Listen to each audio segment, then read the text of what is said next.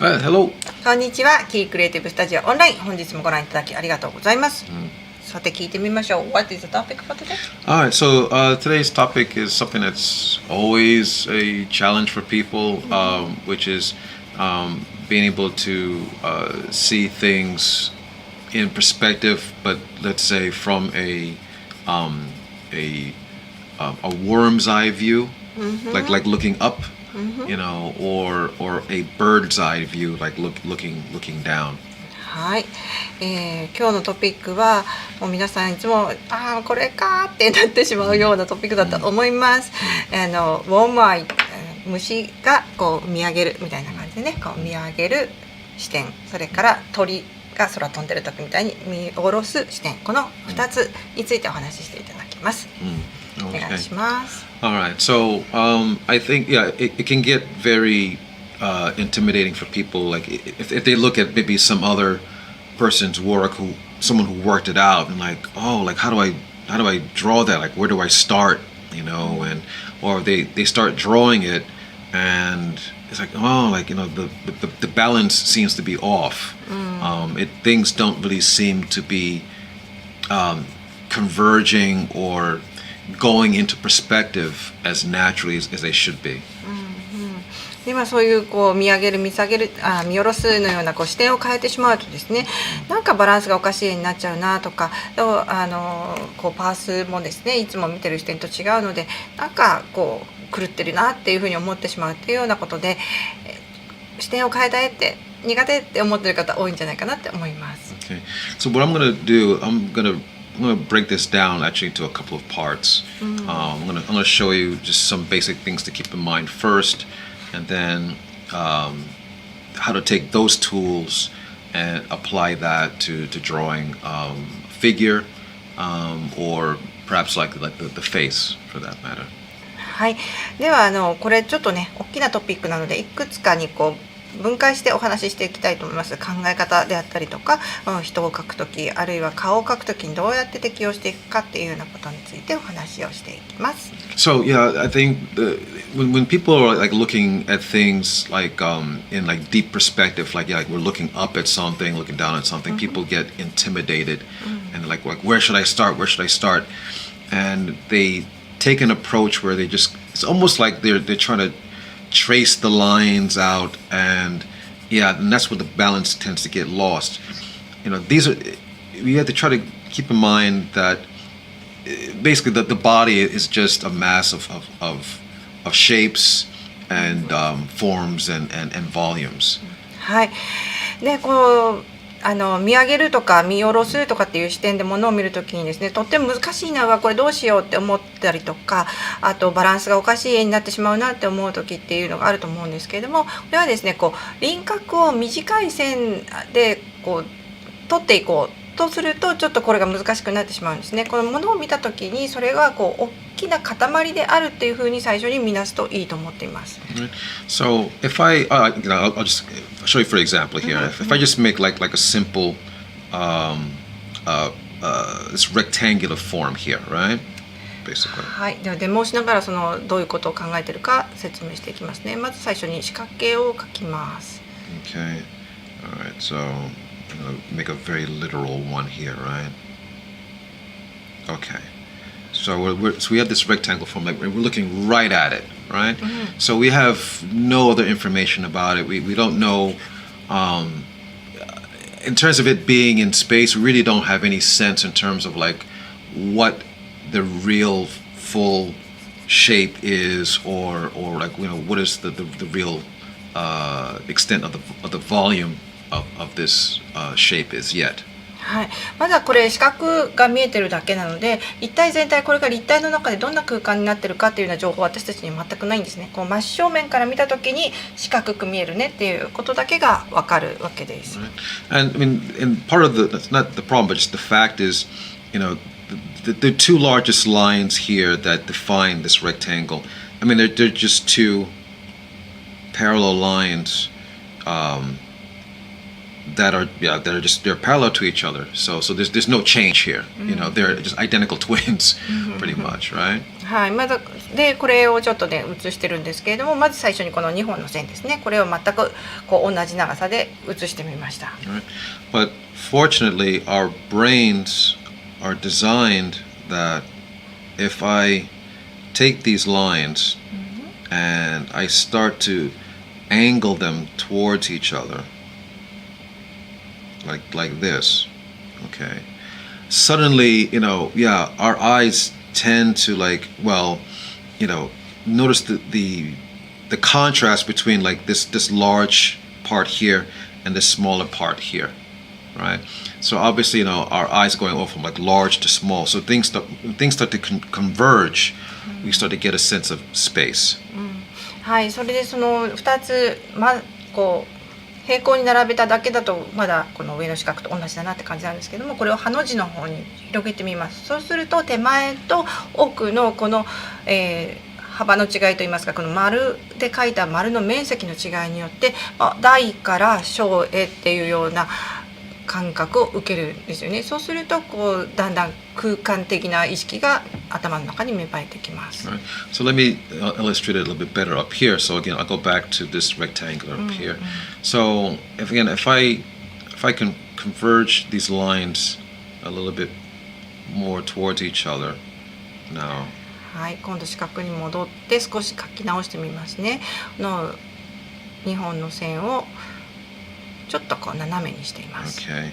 And then if I go around the form, sorry, can I?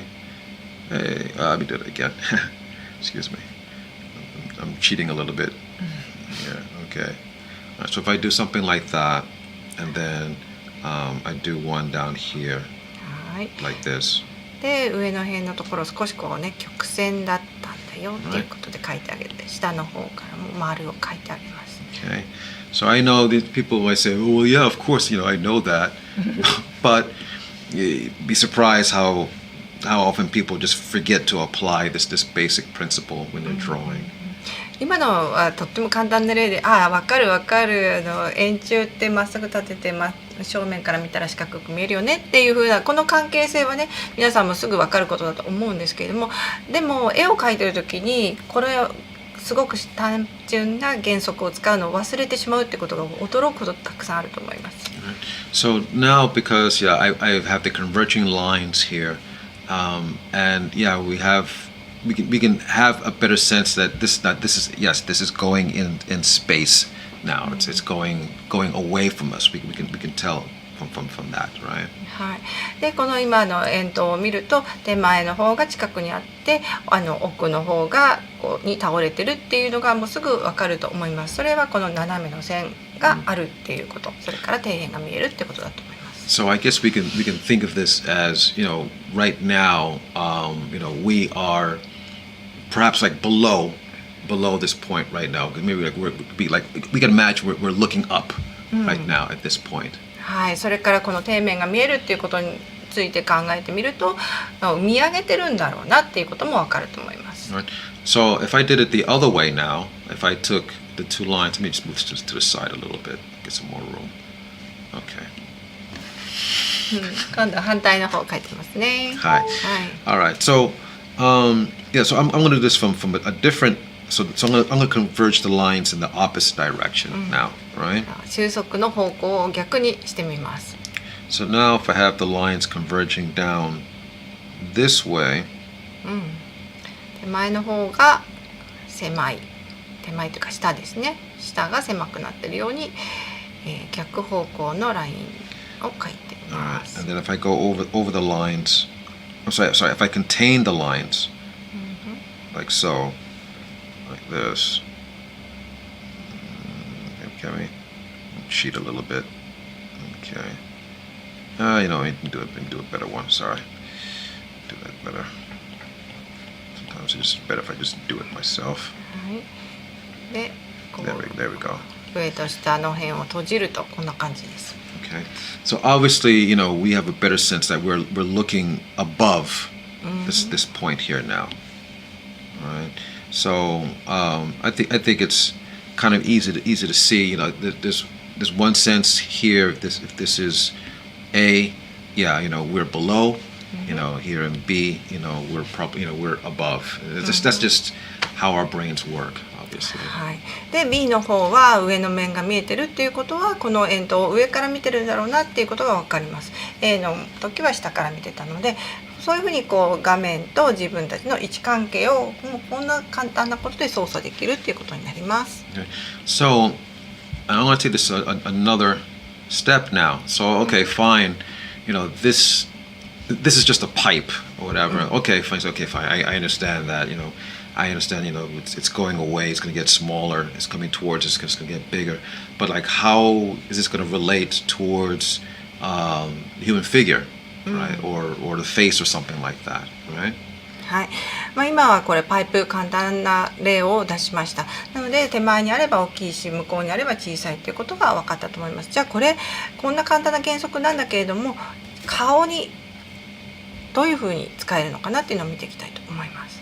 Well, again, just go back, to the simple basics, which is, well, this as it is just one large volume, right? So we're reading it as one thing, right? So there's nothing to overlap at this point, right? で今このパイプの例っていうのはもうこれで一つもう完成といいますか一つの単品として存在するので簡単だったんですね。で今度はオーバーラップっていうのが複雑なボリュームに関しては出てくると思います。So I think my famous crazy warm up where I like to take spheres and I just I draw a whole bunch of spheres like to warm up and then sometimes I start to overlap them. So I get a sense of things like going in space. はい、これがねキー先生がいつもドローイングをする時のウォームアップです。今書いてるのは丸ではなくて球なんですよね。球が空間の中で前後関係を持って並んでいるよとか手前は大きくて奥は小さいよっていうふうにこういうふうにウォームアップで手を動かしている時に実は手だけじゃなくて頭の中で立体感覚っていうのを作っていることになります。Right. So here, in terms of these little spheres here, you can tell you have a sensation that let's the top one first. This is going away from us on the right, and it's going away from us on the left, like that, right? で上側のこう丸の連なりを見ると一番真ん中が手前にあって右も左もだんだん遠くの方に行ってるなっていうふうに感じると思います。So this bottom one here, it's the same thing. We have a sense that obviously, this is closest towards us, and this is going farther away, right at the top. 下の例も同じですね。下が一番手前にあって奥に行くに従って遠くなるっていうふうに感じると思います。Right. So, like, who's to say that we can't use this as a model for the human form, right? I mean, it's just simple little circles, but if I put two little eyes up there like that, of course that could be the head. This bottom part, of course, can be the chest, and this part here, can be like the relationship like to the hips in that case. はい。でこの3つ玉がこう連なったもの、手前から奥っていうふうに言いましたけれども、これ目をちょっと描いてあげて。人間だよって見なしてあげると2番目は胸のあたりかな、3番目はお尻かなっていうふうに分かると思います。So it's the same thing here. So if I took these cylinders here, and if I changed them from being like just one form, but to being multiple forms, then we can get a sense of overlap. Right? はい。でこのパイプにも同じようなことができますね。今最初に書いてあったのはそれ単品でしたけれども、これをオーバーラップを使ってあげるといろんな、いくつかのフォームの組み合わせっていうふうに表現が変えられます。Right. So obviously, I'm gonna have to make some adjustments here because in order for things to read as being separate forms, we need that magic T that I was talking about a little while ago. はい。で先日お話ししたマジック T ですね。オーバーラップっていうのはこう T の字で示してあげることができるので、こんな風に T の字を使いながらこれは1個ではなくっていくつかのこうパーツの組み合わさって置いてあるんだよっていう形を表すためにはこんな風に書いていけばいいかなと思います。Okay. All right. I'm making some quick adjustments here, just for the sake of clarity here. I'm adjusting the size, obviously, but I just want you guys to be able to understand how I can have the sense of something going away in space to overlap it. So I'm changing the size, but it's the same basic idea. はい、今パイプの中にこう3つ形を重ねているような感じに書いて少しサイズが狂ってたかもしれないんですけれどもおかしいなって思われたかもしれないですけど、これは説明のためにねちょっとそれは変えましたっていうことで、このパイプの最初に書いた手前が大きくてちっちゃいのが奥にあるよっていうこの感覚、あるいは、手前の方が私たちの方を向いてる、私たちが下から見上げてるっていう感覚はそのまま残って3つのフォームの組み合わせになったと思います。All right. So I'm doing the same thing down here. I have like this larger form at the top. All right, and then I have a smaller one below that, and then I have a smaller one below that. はい、B の方も同じようにしています。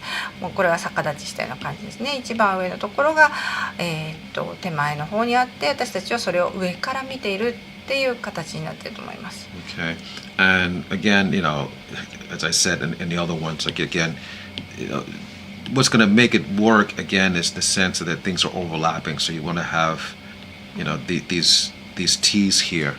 でそれを言葉で説明しなくっても分かるのはこのオーバーラップのマジック T があるおかげなんですね。どっちが手前にあってどっちが奥にあるかっていうのはこの簡単な T が示してくれます。Okay, so this is what's going to really, help us to really, let me make it a little more smooth. This is what's going to help us as a tool to apply this to a human figure or to a face for that matter. はい、でこの考え方を人間の体だったりとか顔に当てはめると、しっかりと見上げるあるいは見下ろすといったことが書けるようになっていきます。Okay, so I'm going to pause it here for today. So just in terms of just saying like this is a tool that that we can use. I'm going to come back in the next video. I'm going to apply the same thing, but I'm going to apply it to the body and to the face. はい、では今日はちょっとねもう時間長くなってしまったのでここでツールの紹介というところでとどめておきたいと思います。これを人体を描くときにどんな風に使っていくかっていうところを次週以降でお話ししていきます。Okay. はい。All right. So again, just work at it. All right, and we'll see you guys next week in the next video.